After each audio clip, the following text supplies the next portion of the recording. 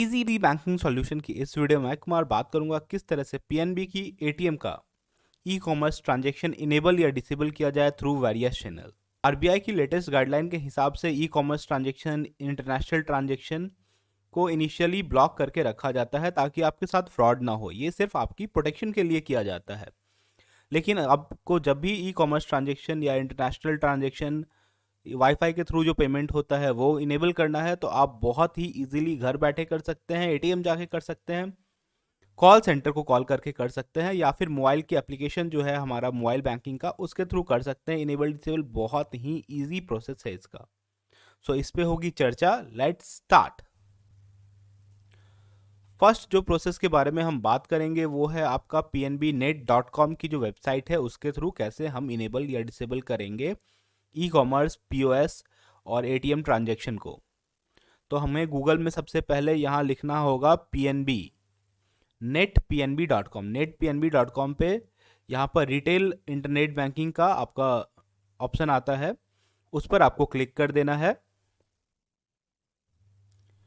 उसे क्लिक करने के बाद यहाँ नीचे की ओर दाईं साइड आता है डेबिट कार्ड इनेबल डिसेबल, उस पर आपको कर देना है क्लिक।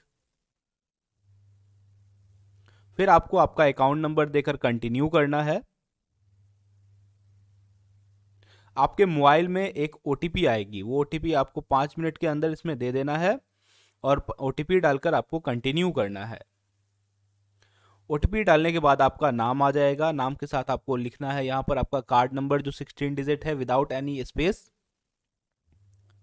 आपके कार्ड का एक्सपायरी डेट और एटीएम पिन, जो कार्ड का पिन है वो डाल के आपको कंटिन्यू करना है। फिर आपका अकाउंट नंबर, कार्ड नंबर आएगा और नीचे दिया रहेगा ATM, POS and e commerce transaction.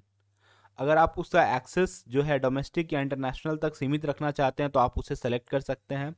अगर आपको दोनों ही ऑन रखना है तो इसे ग्लोबल में कर सकते हैं। अगर आप इन सब में से कोई को बंद करना चाहते हैं तो नो एक्सेस को सेलेक्ट करके कंटिन्यू करेंगे। अगर आपको ये इनेबल करना है तो यहाँ ई कॉमर्स को ग्लोबल या इंटरनेशनल तौर पे इनेबल कर देंगे, उसे सेलेक्ट करेंगे और फिर कंटिन्यू पे क्लिक करेंगे। कंटिन्यू करने के बाद आपका डेबिट कार्ड जो प्रेफरेंस है वो सक्सेसफुली अपडेट हो जाएगा और इसके बाद आप e commerce transaction, online fees payment या जो भी ऑनलाइन ई कॉमर्स की पेमेंट होती है वो बहुत ही इजीली कर पाइएगा। अगर यही हम एटीएम के थ्रू करना चाहते हैं तो एटीएम में आपको जाना है बैंकिंग में, बैंकिंग सेलेक्ट करना है, उसके बाद लैंग्वेज सेलेक्ट करना है, फिर आपको कार्ड सर्विसेज, लेफ्ट साइड में फर्स्ट ऑप्शन आएगा कार्ड सर्विसेज पर टैप करना है। फिर फर्स्ट ऑप्शन आता है इनेबल डिसेबल, तो उसे सेलेक्ट कर लेना है, इनेबल डिसेबल को सेलेक्ट कर लेना है एटीएम में। नाउ यहाँ पर लिखा रहेगा लेफ्ट साइड में एटीएम, पीओएस और राइट साइड में लिखा रहेगा आपका ई कॉमर्स, एनएफसी, सबमिट और कैंसिल। तो आपको इन सब में से जो भी इनेबल या डिसेबल करना होगा उसे सेलेक्ट करेंगे। यहाँ हमें जानना है कि ई कॉमर्स कैसे इनेबल होगा, तो ई कॉमर्स को सेलेक्ट कर लेंगे, ई कॉमर्स पर टैप करेंगे। लेफ्ट साइड में आता है डोमेस्टिक डिसेबल, इंटरनेशनल डिसेबल और डिसेबल बोथ। वहीं राइट साइड में आता है इनेबल करने का option, domestic enable, international enable, जो भी आपका सुविधा के हिसाब से जो इनेबल करना हो। अगर आप डोमेस्टिक इनेबल करेंगे तो इंडिया के अंदर की जो ट्रांजेक्शन अलाउड है वो होगी और इंटरनेशनल इनेबल करेंगे तो इंटरनेशनल इनेबल हो जाएगी। अगर आपको दोनों इनेबल करना है तो बोथ पर सेलेक्ट कर लेंगे और उसके बाद आपको सबमिट करना है। सबमिट करने के बाद आपको एटीएम पिन डालने का ऑप्शन आएगा। एटीएम पिन डालकर जैसे ही आप उसे प्रोसेस करेंगे तो आपको एक ट्रांजैक्शन सक्सेसफुल होने का मैसेज आ जाएगा।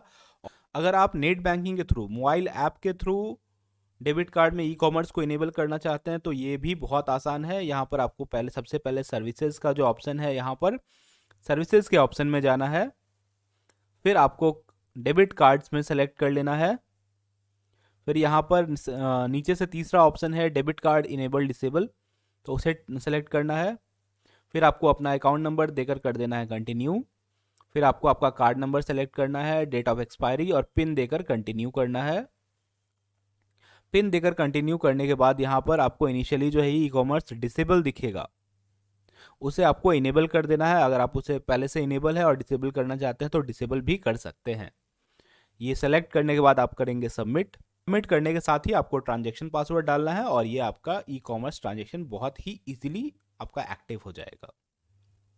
ई कॉमर्स को इनिशियली सिर्फ आपके सिक्योरिटी पर्पस के लिए बंद के रखा गया है, जो कि आरबीआई की गाइडलाइन है। अगर आपको इसमें किसी भी तरह की दिक्कत आती है तो आप कीजिए मुझे कमेंट, मैं करूंगा आपकी पूरी हेल्प।